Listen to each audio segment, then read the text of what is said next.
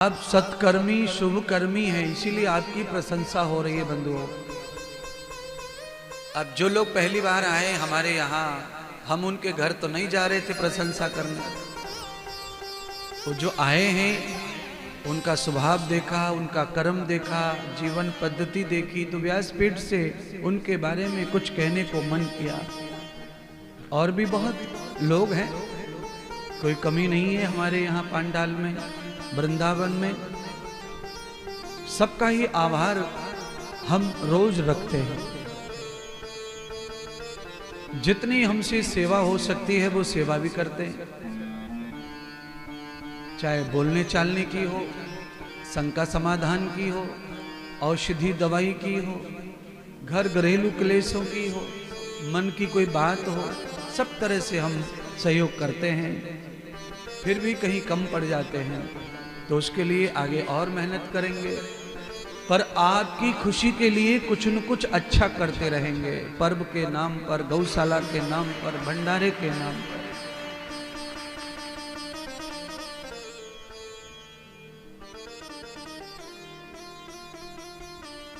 भूखे को भोजन मिलता है तो आशीष प्राण देते हैं, प्यासे को पानी मिलता है, आशीष प्राण देते हैं। कोई आदमी कितना भी खराब हो,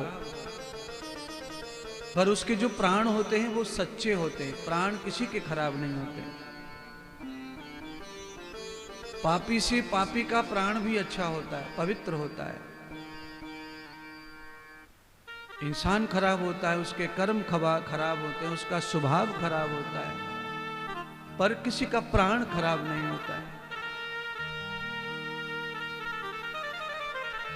इसीलिए किसी की भी सहायता करने से उसके प्राणों को सुकून मिलता है। कोई भी सेवा करने से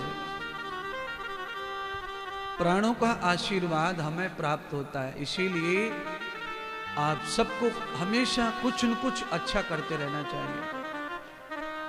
क्यों? जीवन में सब कुछ बार बार मिलता है, पर मानव जन्म बार बार नहीं मिलता है। ये अवसर मिला है, इस अवसर को हमें खोना नहीं है। इस अवसर में हमसे जितना हो जाए उतना अपने जीवन को पाने का, यथार्थ जीवन को जीने का समय भोगते रहो और जीवन को जीते रहो। दंड देने के लिए परमात्मा बैठा है, आपको किसी को दंडित नहीं करना है। ईश्वर इसी काम के लिए जाना जाता है। आत्मकृताम स्वतंत्र भूयम यस्यम दंड परयोगिताम यासाम यशवंत कृतिनाम प्रोत्साहनम वर्धते।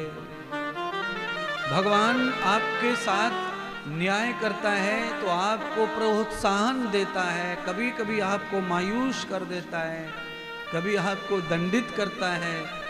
और दंड भी ऐसे मिलता है, आदमी समझ ही नहीं पाता है ये दंड मुझे किस बात का मिल रहा है। मैंने तो कुछ खराब किया ही नहीं है, महीने 2 महीने 10 महीने का याद है मुझे। फिर ये कहाँ से आ गया दुख, ये क्लेश कहाँ से आ गया, ये बीमारी कहाँ से आ गई।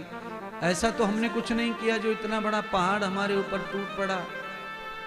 आपके ऊपर जो पहाड़ टूटा है वो आपके ही कर्मों का फल है। आप निश्चिंत होकर के भोगिए, उसे सहन कीजिए। कल चांद जब जाएगा, सूर्य जब आएगा तो दिन भी अच्छा आएगा। आज का जो दिन है वो कल नहीं रहेगा।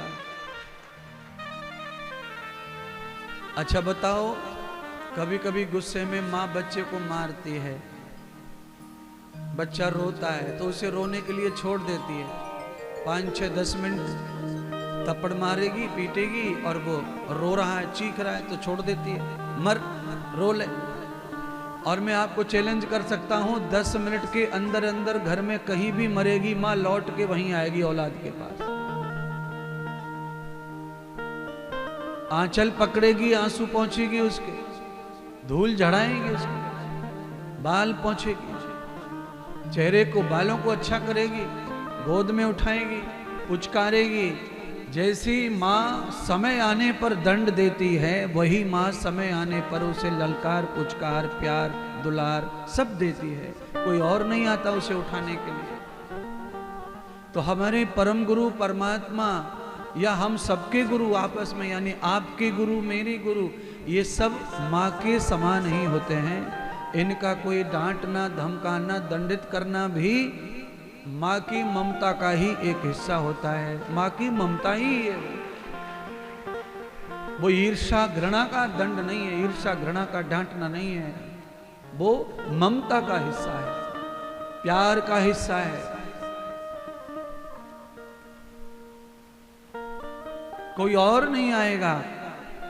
इसलिए भगवान के द्वारा दिया हुआ जो दंड है, फल है, अच्छा या बुरा, वो हमारा है, किसी और का हमें नहीं मिला है, हमारा ही हमको मिलता है, किसी और का नहीं मिलता। जितना हमारे हिस्से में है उतना मिलेगा, न अधिक न कम।